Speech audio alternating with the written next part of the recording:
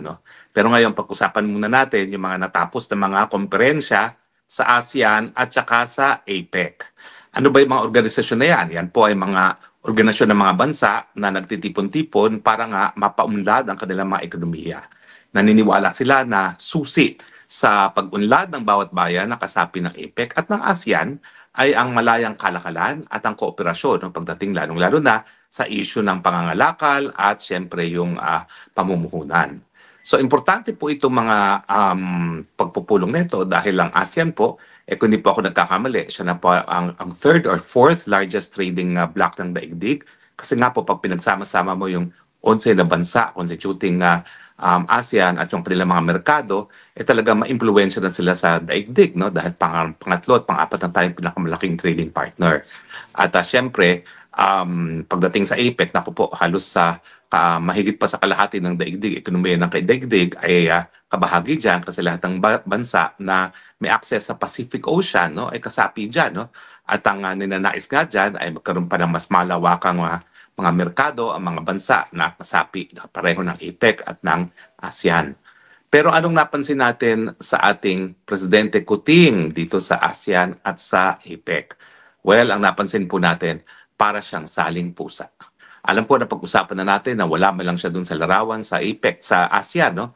Ang importante po dun sa ASEAN, makita naman na kabahagi tayo ng ASEAN at tayo ay nakikisa dun sa layunin ng ASEAN na mapalaki nga ang ating merkado nang sa ganun, sabay-sabay tayong umunlad dyan sa ASEAN.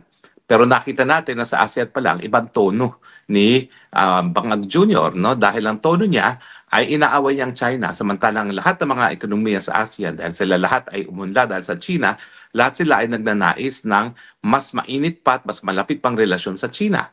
Nabanggit nga nung Prime Minister ng Malaysia na sana, at ito'y parang patama nga kay Marcos Jr., yung mga nais na makigulo sa China, bahala sila sa buhay nila, pero hayaan na ang iba't ibang bansa pa ng ASEAN na nais na mas malapit na relasyon sa China, ay patuloy na magkaroon ng masiglang relasyon sa China at magkaroon ng mas maunlad na ekonomiya. Nang sa ganoon, mas marami sila ipapakain sa kanilang mga kababayan. So, yan po talaga yung naobserbahan natin. Walang pumapansin kay Marcos Jr. doon pa lang sa ASEAN. Ang pinapansin nila, syempre, yung bida ron, yung hepe, yung namumuno ng East Timor, no? Dahil sila ang pinakabagong miyembro ng China. At syempre, yung pag-anunsyo ba na yung bansang Cambodia, Thailand at Malaysia ay zero tariff na, samantalang ang Pilipinas ay 19% tariff. Pag-usapan po natin yan. Ang akala kasi ni Marcos Jr., siya ay BFF ng Amerika dahil pinagamit niya ang teritoryo ng Pilipinas para maging unsinkable warship or nuclear carrier, no, laban sa China. Ang di niya naintindihan, ang politika ng daigdig ngayon, kung ikaw bigay ka ng bigay at hindi ka nagbibigay ng importansya sa iyong sarili, pagsasamantalahan ka. Yan pong nangyari sa Pilipinas. Ang Pilipinas kasi masyadong nagbigay sa Amerika, masyadong humahalik sa puwet ng Amerika, gusto pa nga ata ni Marcos Jr. na maging estado ng Amerika, hindi tayo pinansin ng Amerika. Bakit nga naman siya magbibigay ng concession sa isang bansa na alam naman niya na hindi na niya kinakailangan suyuin? Yun po ang susi. Yung mga bansa gaya ng Thailand, Malaysia at saka Cambodia, dahil sila ay nagpaligaw, linigawan sila ng Amerika at binigyan ng zero tariff. Napakalaking bagay po niya na hindi na tayo makakalaban sa kakompetensya natin na Cambodia at saka Malaysia at saka Thailand dahil pare-pareho naman ang in-export natin. Naku, sa Cambodia po, yung mga damit, mga sapatos, lahat po yan halos made in Cambodia. Hindi na makakalaban ng ating mga exports dito, papunta rin ng Amerika kasi sa atin may pinapataw na 19% taripa, doon sa Cambodia wala. So ibig sabihin, bokya tayo pagdating doon sa pagkakaroon ng prutas o benepisyo doon sa di umano'y napakalapit na pagsasama ng Pilipinas at ng Amerika. So nasaan na ang kapalit ng ating mga base militar, Mr. Marcos Jr.? Akala ko ba dahil ikaw ay napakalapit sa Amerika, makakakuha tayo ng mga benepisyo. Nasaan ang benepisyo? Wala namang benepisyong nakuha ka dyan. Na pagdating po doon sa APEC, inanunsyo po na wala siyang meeting kay President Trump, wala siyang meeting kay President Xi, at hindi rin siya nakipag-meeting doon sa dalawa sa ASEAN. No? Siguro po siya ay nakipagkamay, pero ako wala akong nakikitang picture na nagkamay sila ni Trump Bagamat meron siyang kinuusap siya ni President Xi na nakasimangot si President Xi sa kanya. Parang kitang-kita mo, basang-basa mo na nabubuisit sa kanya si President Xi kasi wala nang ginawa kundi labanin ng labanan at awayin ng China, no? So anyway, ang nakita naman natin doon sa APEC ay talagang walang importansya ang Pilipinas. Wala tayong narinig tungkol sa Pilipinas at wala rin tayong nakitang pagpupulong sa panig ni Xi at saka ni Trump doon sa APEC. Ang importante ay nakapagpulong ang Amerika at ang China at sila ay nakapag-ayos, no? Binaba nila ang mga taripa sa isa't isang mga produkto, nag-relax ng export ban ng China pagdating sa rare earth metals at saka nag-agree na bibili siya ng napakaraming soybeans sa mga Amerikano. Ibig sabihin, ang China, number one kakatugali ng Amerika, hindi lang politically kundi economically, ay nakipag-usap sa Amerika. Bakit naman itong si Junior ayaw makipag-usap sa China samantalang ang number one ng katunggali ng China sa daigdig nito ang Amerika ay nakipag-usap at nagkaroon ng resulta. Hindi na magbabayad tuloy ng napakataas na taripa ang mga Chino at hindi na mapipigilan ang pag-angkat ng Amerika ng mga rare earth metals na kinakailangan nila sa kanilang mga microchips, no? So talagang relasyon ng Amerika at ng China, they are mutually dependent on each other.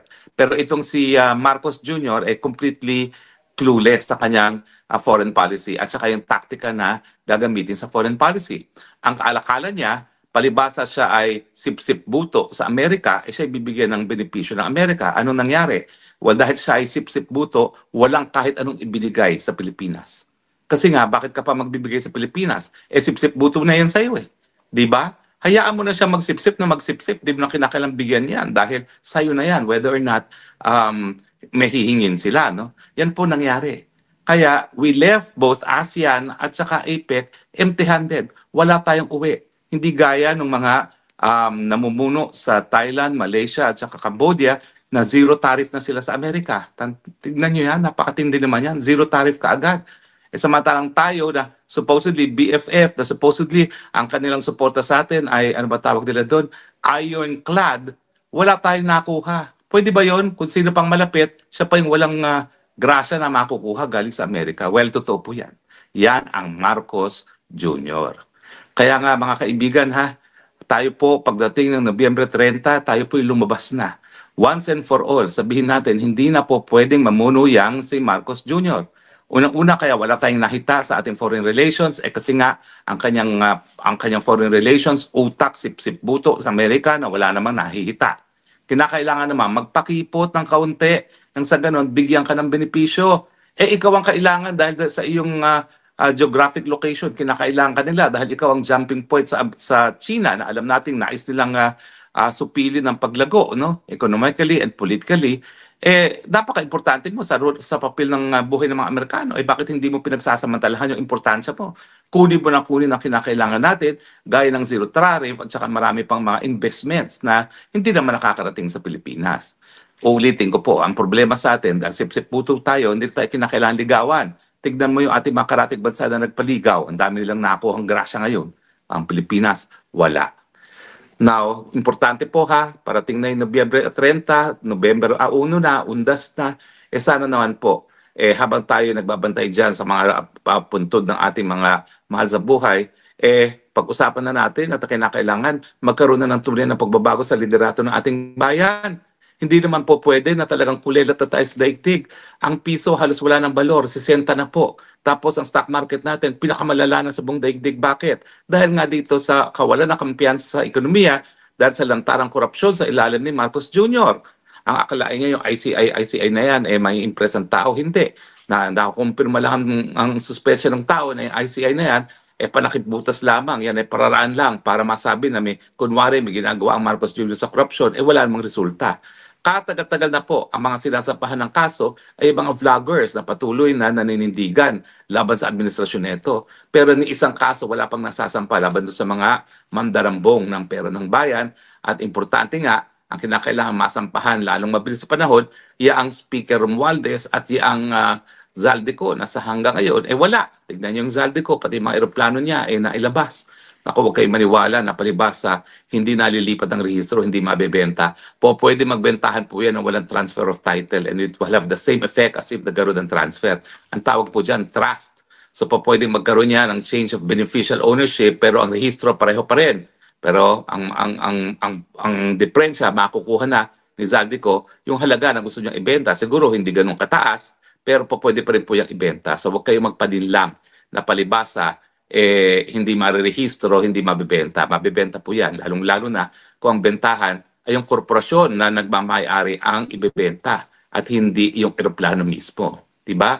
Malay ba natin kung yung eroplano ay nakarehistro sa isang kumpanya at yun lang ang asset. To. So ang dapat ibenta ay yung shares ng korporasyon at wala ng rehistro na kinakailangan baguhin. Nako, nalinlang na naman tayo. Nalusutan na po tayo ng isang eroplano at 2 helicopter ni Zaldico. Baka hindi na natin mahabol. Binubola lang tayo na naririyan pa. Sa katunayan niya, napakadami mga pamamaraan para malipat yan ang hindi natin mahabol. Anyway, sa akin lang naman po, hanggang hindi natin palitan ng ating liderato, talagang kulelat po tayo sa larangan ng pandaigdigang politika. Hindi na po tayo relevant kasi wala naman tayong kapangyarihan pagdating sa ekonomiya dahil talagang ang sama-sama ng ekonomiya natin habang ang presidente natin ay patuloy na pinaghihinalaang bangag. Alam mo yung kumpiyansa, dodoble yan kapag siya ay nagpa-hair follicle test. Kasi pag nag-hair follicle test, at least magkakaroon ng assurance ng taong bayan na mayroon pa tayong pag-asa na magkaroon ng solusyon sa ating mga problema. Dahil ang presidente natin hindi bangag, hindi ko naman alam kung bakit ayaw pa niyang bigyan ng kasiguraduhan ng ating mamamayan na siya ay hindi nga bangag, di ba po? So anyway, bagsak sa foreign relations ang ating presidente. Bakit? Kasi palpak siya as a leader. Palpak siya sa leader sa Pilipinas, palpak siya sa leader sa mata ng buong daigdig. Sa tingin ba niya, rinirespeto siya ng mga leader sa daigdig ngayong merong hinala na siya ay bangag? Sa tingin ba niya, rinirespeto siya sa buong daigdig nang nakita na ng daigdig kung gano'ng katinding korupsyon pagdating sa mga flood control projects na ang nai-involve ay sarili niyang pinsan buo? Siyempre, miski wala silang alam na maraming bagay sa politika sa Pilipinas, alam nila pinsan buo Pwede ba naman yung hindi siya nakinabang sa kakurakutan ng pinsan buo? Siyempre, nangyari yan dahil siya naman nagtalaga dyan bilang speaker, di ba? So bakit hindi siya masasama sa sisi dyan, no? So anyway, para naman po tayo makabangon na at tayo magkaroon ng mas mataas na antas ng kabuhayan, gamitin na po natin ang ating kapangyarihan. Kung di siya magre-resign, sisantehin na po natin siya. May kapangyarihan po tayo o talaga nasa saligang batas yan na tayo ang tunay na soberenya. Pag tayo nagsisante, wala siyang magagawa at nagawa na nga natin yan 2 beses na sa ating kasaysayan. Gawin na po natin 3 beses dahil hindi na po tayo makakapag-antay pagdating ng 2028. Abay, iniintriga po ako dahil nung sabi ko na kapag nag-antay ng elections in Inday Sara, baka hindi siya manalo. Ako'y naninindigan po doon. Pag hindi natanggal si Marcos Jr. bago ang 2028 at kapag nakaupo pa rin si Marcos Jr. sa 2028 at magkaroon ng eleksyon, hawak ni Marcos Jr. mga makina, hindi niya pananalunin si Inday Sara Duterte. Tandaan niyo yan. Kaya kinakailangan ngayon pa lang sisantihin na si Marcos Jr. para ang makina nasa kamay ng isang patas na COMELEC. Kinakailangan baguhin din ang komposisyon ng COMELEC kung nais natin na isang malinis na eleksyon. Nakita nyo naman talaga COMELEC ginagamit bilang sandata laban sa mga kalaban sa politika. O paano tayo mananalo niyan sa 2028 kung di matanggal si Marcos? Ulitin ko po ha, kapag nandyan si Marcos at siyang nagkokontrol sa makina ng eleksyon, hindi niya pananalunin si Inday Sara Duterte. Kaya nga, kayo mga dilawan dyan ha, na ayaw matanggal si Marcos Jr. dahil ayaw niyong sumunod na presidente si Inday Sara Duterte. Pag hindi ninyo tinanggal si Marcos Jr. ngayon at hindi pinaupo si Inday Sara, Marcos forever po ang resulta dyan. Yan naman po ay natutunan natin sa ating kasaysayan. So hindi na po nakakapagtakayan. So ano pang inaantay ninyo? Pwede ba ho? Alam ko kayo yung mga nasa sementeryo. Pagdating ng Nobyembre at 30, maghatak na kayo ng mga kababayan nyo, mga kaibigan nyo, at ilabas na po natin lahat ang ating lakas at ang ating galit. Okay? Nawawala na po ako ng signal, so ako po magpapaalam na. Maraming salamat po. Kinakailangan bagong leader, bagong simula sa ating mahal na Republika ng Pilipinas dahil masyado na po tayong binaboy na isang administrasyon na tayo po ay pinagdududahan kung sila ay nasa tamang pag-iisip.